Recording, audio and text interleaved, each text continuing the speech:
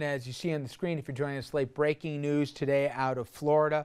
The new special prosecutor assigned to the Trayvon Martin case, Angela Corey, she addressed the nation at 6 o'clock. It's not a local or a state story. It's a national story, if not even beyond. And she finally gave what some people expected, some surprising others, second-degree murder. Those are the charges she's going to pursue. We also know that Mr. Zimmerman is in custody right now. He voluntarily turned himself in. He also has new counsel by the name of Mark O'Meara, who apparently is a very established attorney in the Florida area in capital cases as well. Now, before we went to break, we were talking about some of the pressures in charging, and while we are focused on the second-degree murder charge, you say that's a starting point because manslaughter, Troy, doesn't have to necessarily be off the table, and there can always be a plea arrangement, right? That's correct. If Mr. Zimmerman and his attorney were interested in a possible plea bargain, manslaughter would be the logical starting point.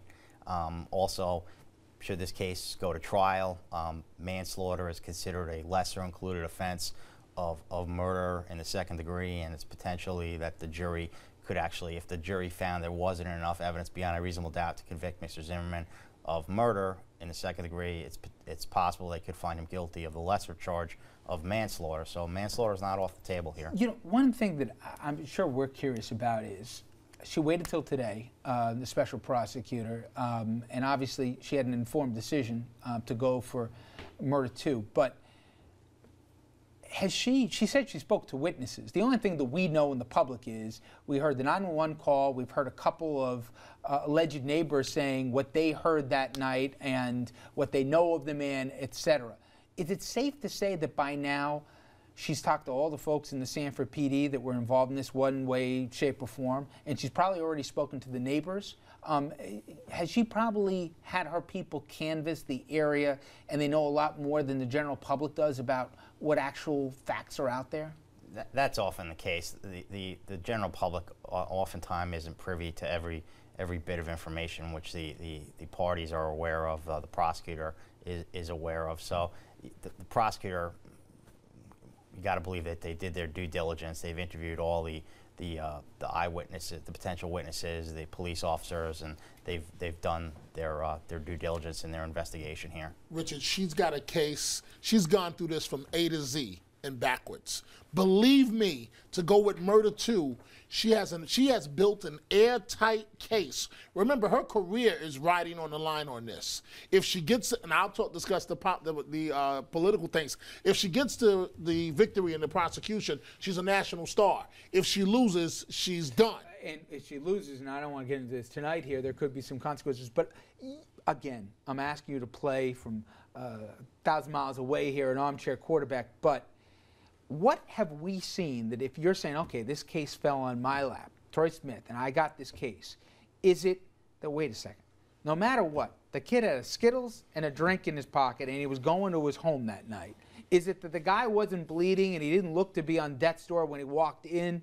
What have you seen that say, that'd help me out if I'm looking for a conviction? Again, it's difficult to say because, and I go back to something I was talking about earlier. In New York State, this case would go before a grand jury, whereas in Florida, the attorney is the prosecution is deciding whether or not they're holding all the cards. They're saying we're going to go with the murder 2. They're presenting an information by sworn affidavit.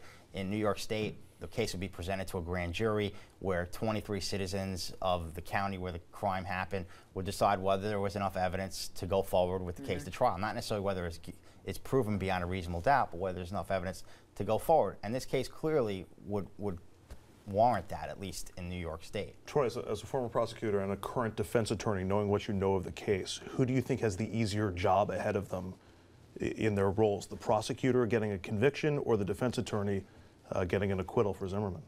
I wouldn't say either of them have an easier job. They both have very, very different roles. As a prosecutor, it's always a challenge to secure a conviction, to prove someone's guilt beyond a reasonable doubt, to convince 12 individuals that unanimously that someone's guilty beyond a reasonable doubt, whereas a defense counsel, your plan. They're going to have trouble figuring out where the venue's going to be, or finding 12 jurors that can say they're going to have an open mind, haven't heard about this case. I mean, is that going to be tough? That's always a challenge. It's cases everywhere, but it won't be the first time, and it won't be the last time that you have a case that has national media attention. So. It's going to be interesting. Everyone's going to focus on the racial makeup of the jury. Everyone, you can just see how this thing is going to be a circus down there. What do you think, Dominic, we're going to be talking about as they ramp up the trial here? Because everybody's going to want to have a voice. It is an election year, and whether or not this is a political story, I think it's going to have some political overtones, and people are going to be asked about this at every stop along the way. What do you think the narratives are going to be coming at us? Well, if you're the prosecutor, the narrative is real simple. I would make sure that I'd have the top-rated African-American prosecutor in my office sitting there at the table with me. Perception and image is going to be everything, especially with someone like Sharpton involved. Because if you screw up one time, he will be all over you before the national media. I would make sure, as the prosecutor, the special prosecutor, that there are at least 2 African Americans on that jury. 1, to give me some wiggle room, but 2, to send a message to the black community that I'm taking this very seriously. It's going to be very interesting because, as you said, Counselor, this is still no walk in the park, because Zimmerman's going to have one of the best defense attorneys in the state of Florida.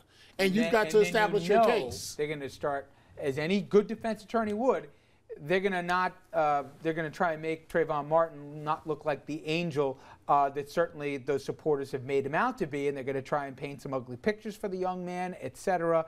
And then I think, I'm just imagining the circus element of this. Sean Hannity, will he be subpoenaed to testify because he's the one who had a conversation with Mr. Zimmerman here? Does it matter that the attorneys for Zimmerman said that he was, what do they call him, a little over the edge, out of touch here? Does it matter that they're even painting their one-time client as a little bit on the wacky side? You're not going to rule anything out, right? I hesitate to ever make a comment about my clients, especially in the media. You know, I wouldn't have advised that. And the charging today means the feds and Eric Holder don't have to get involved, at least at this point. As long as we're talking politics, can't take that part out of the equation either. Obviously, guys, thank you. And Tom, you got to keep it down next time, all right? Stop monopolizing the conversation. He's studying to be an attorney right now. Yeah, exactly. By the way, the first time I've ever seen Tom this quiet. All right, Dominic, thank you for filing on. Troy, great job. Thank you very much, especially with dealing with the 4 of us here.